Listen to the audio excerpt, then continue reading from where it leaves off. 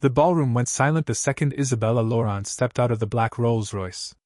Not because she was the billionaire's wife. Because everyone thought she was dead. Crystal chandeliers glimmered above the entrance of the Marquette Grand Hotel as cameras flashed wildly, reporters shoving each other just to capture a single clear image of the woman standing beside the red carpet. The gold invitation in her hand trembled slightly in the cold wind, but her face remained calm. Too calm for a woman who had spent the last 6 months erased from her husband's life like she had never existed. Inside the ballroom, Nathaniel Laurent was laughing with Celeste Monroe, the woman tabloids had labeled the future Mrs. Laurent.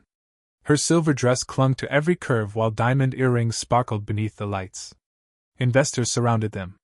Politicians shook Nathaniel's hand. Models and celebrities leaned in for photos. The charity gala was supposed to announce the merger that would make Laurent Global the most powerful luxury empire in Europe. And tonight was also supposed to be the night Nathaniel officially replaced his wife.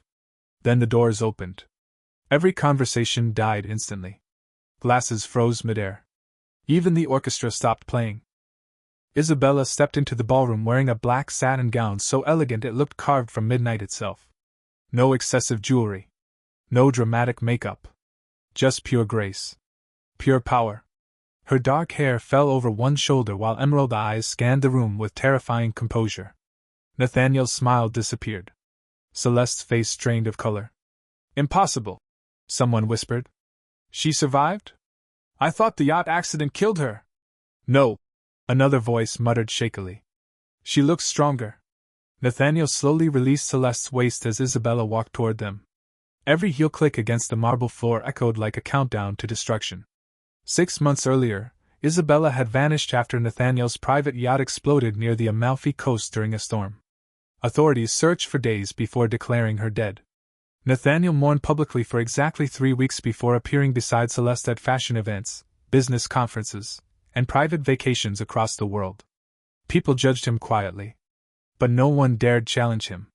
Nathaniel Laurent controlled banks, media companies, politicians, entire governments feared him. And yet now, standing in front of his resurrected wife, he looked like a man staring at a ghost. Isabella stopped inches away from him. You look surprised, she said softly. The room held its breath. Nathaniel recovered quickly, forcing a smile. Bella, this is unbelievable. Is it? She asked. You buried me rather quickly. Celeste crossed her arms. This is inappropriate. Nathaniel has moved on. Isabella turned toward her. One glance. That was all it took. Celeste's voice vanished. The billionaire's mistress had spent months trying to imitate Isabella's elegance, her style, her influence, her speech. But standing beside the real woman now made Celeste look like a cheap copy wearing expensive diamonds. The humiliation spread across her face instantly. People noticed. Whispers exploded around the ballroom. She's stunning. Celeste doesn't even compare. Now I understand why Nathaniel married Isabella in the first place. Celeste clenched her jaw so hard it hurt. Nathaniel stepped forward carefully. Bella, maybe we should discuss this privately. No, Isabella replied. Public humiliation seems to be your favorite activity lately. Why stop now? A dangerous tension swept through the ballroom. Nathaniel lowered his voice. You don't understand what happened. Oh, I understand perfectly. Isabella smiled faintly. My yacht exploded. My husband replaced me before my body was cold. And somehow my personal accounts were frozen 3 days later. Nathaniel's expression cracked for half a second. That tiny reaction told her everything. She already knew. But now she had confirmation. The explosion was never an accident. Across the room, cameras secretly recorded everything despite security trying to intervene. Billionaires loved scandals when they happened to someone else. Celeste suddenly grabbed Nathaniel's arm possessively. Nathaniel, this woman disappeared for half a year. You owe her nothing. The ballroom collectively winced. Big mistake. Isabella slowly approached Celeste until they stood face to face. You've been wearing my necklace, Isabella said calmly. Celeste instinctively touched the diamond around her neck. She stammered. That necklace belonged to Nathaniel's grandmother. He gave it to me on our wedding day. Isabella tilted her head slightly. Did he also tell you he loved me while sleeping in your bed? A few guests gasped openly. Nathaniel snapped. Enough! For the first time all evening, Isabella looked directly into his eyes with genuine emotion. Disappointment.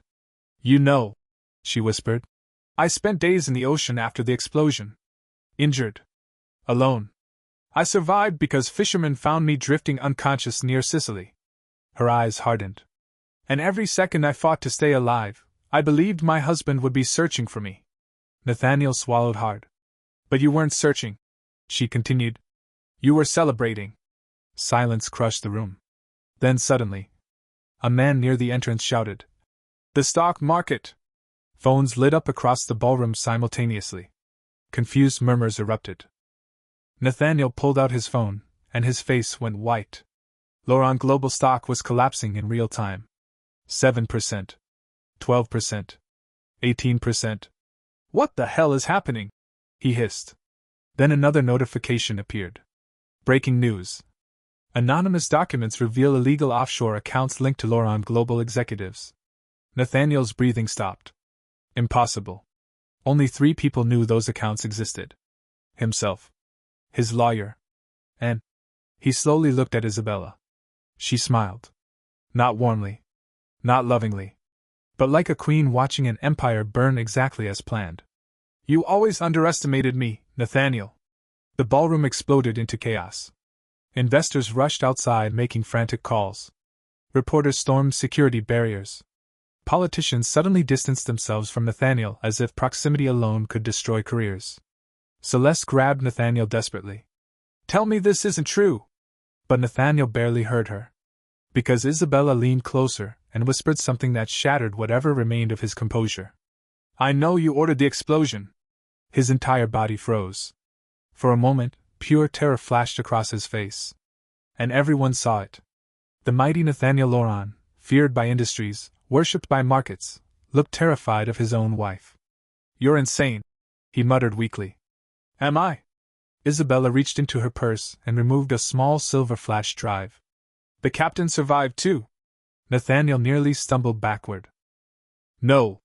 He confessed everything before disappearing into protective custody this morning.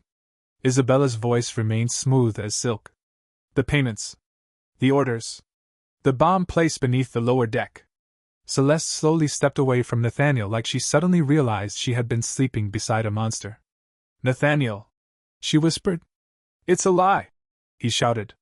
She's manipulating all of you. But panic had already consumed him. Sweat formed across his forehead. His hands shook. Because guilty men recognize the exact moment their world ends. And Nathaniel Laurent had just recognized his. Police sirens echoed faintly outside the hotel. Guests rushed toward the windows. Luxury black vehicles surrounded the entrance. Federal investigators stormed through the doors seconds later. The ballroom descended into complete madness. Nathaniel Laurent, an agent announced loudly. You are under investigation for conspiracy, attempted murder, financial fraud, and multiple federal crimes. Cameras flashed violently. Some guests backed away. Others openly stared in fascination. Nathaniel looked at Isabella with hatred burning in his eyes. You planned this. No, she answered quietly. You planned this the day you decided my life was inconvenient. Agents approached him carefully. For years Nathaniel had destroyed competitors without mercy. He bribed judges. Crushed journalists. Bought silence with money and fear. But now none of it mattered. Because the one person who truly knew him had survived. Celeste suddenly ripped the diamond necklace from her throat and threw it onto the floor. You lied to me! She screamed. Nathaniel grabbed her arm violently. Don't make this worse. She pulled away instantly, horrified. And in that moment, every illusion shattered. Nathaniel Laurent no longer looked powerful. He looked pathetic. A desperate man losing everything in front of the entire world. Isabella bent down gracefully, picked up the necklace, and fastened it around her own neck once more. The crowd noticed immediately. The symbolism was devastating. The wife had returned. And the mistress had lost. One elderly investor slowly began clapping. Then another. Soon dozens joined in. Not because they loved Isabella. But because powerful people enjoy watching kings fall. Nathaniel's face darkened with rage. You think you've won? Isabella stepped closer. No, she said softly. Winning would have been growing old beside the man I loved. For the first time that night, genuine pain appeared in her eyes. And somehow that hurt Nathaniel more than the police surrounding him. Because despite everything, part of her had truly loved him once. Before greed poisoned him. Before ambition made him monstrous. Before another woman became more convenient than loyalty. The agents escorted Nathaniel toward the exit while reporters screamed questions from every direction. Did you try to murder your wife? Isabella, when did you learn the truth? Celeste, were you involved? Flashbulbs exploded endlessly. Nathaniel turned one final time toward Isabella. You destroyed me. She met his gaze without blinking. No, Nathaniel. You destroyed yourself. Then he was gone. Dragged out beneath cameras and sirens while the empire he built collapsed by the second. The ballroom remained frozen in stunned silence long after the doors closed behind him. And at the center of it all stood Isabella Laurent. Alone. Elegant. Untouchable. The woman they once pitted now looked more powerful than anyone in the room. An old senator approached carefully. Mrs. Laurent, what happens to the company now? Isabella glanced around the ballroom filled with frightened investors and opportunistic elites. Then she smiled slightly.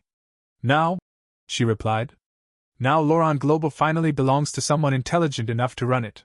Shock rippled through the crowd. You still control the shares? Someone asked. 51%. Isabella answered calmly.